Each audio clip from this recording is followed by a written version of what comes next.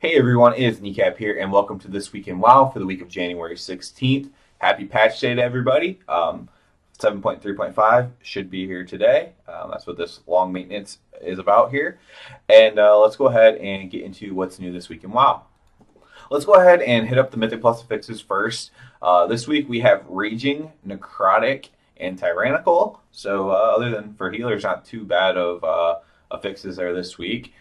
This week we also have the last swing of Raid Finder open. I do believe you can get the trinkets even off of Raid Finder. I'm not positive on that. I haven't seen anything posted about that. Although I just kind of assume it because it's something that I think they want all players to have. If not, you can probably, and if you can, then if you can get the trinket, then you can definitely get the Pantheon's essence as well to upgrade your trinket as well. That's open this week. Other than that, there's not a ton going on. The weekly event is a pet battle dungeon, which for me is the one I like the least. But we do have the patch coming out today. So with this patch, what you can expect, and I will break down all of the patch notes after Blizzard releases the official patch notes of what's in the patch. What you can expect is the new leveling zones. I highlighted those on my early patch notes video a couple days ago.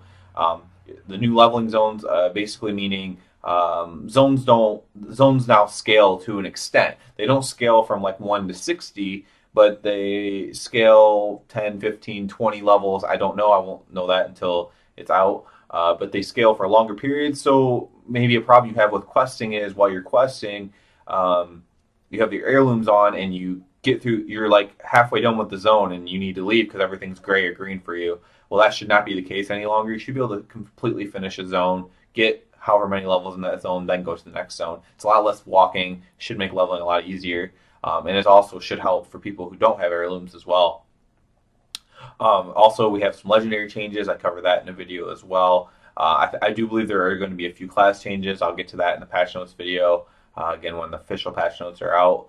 And we have the beginnings of the, I believe we'll have the beginnings of the whole thing happening in Silithus going on as well. I think there'll be some NPCs there, perhaps. There's a giant, if you don't know, if you finish the raid, spoiler alert, there's a giant sword where Sargeras stabbed in Silithus. And I believe the beginnings of all that's going to happen, the beginnings of all the sub races, everything like that. It's going to be a really exciting time. Let's just hope that there's not too much time before the next expansion, although there should be quite a bit to do with all this new stuff coming out. I don't know if that can last up until next holiday season, so we'll see when the next expansion actually is released.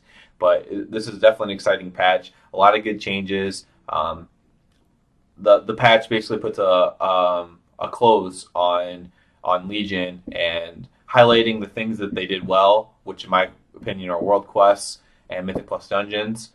Great additions to the game. And kind of also getting rid of some of the RNG with the legendaries, putting a close to that, putting a close to artifact power as well, which I think was a little bit of a failure too. But yeah, that's all for this video. As always, everyone have a good one.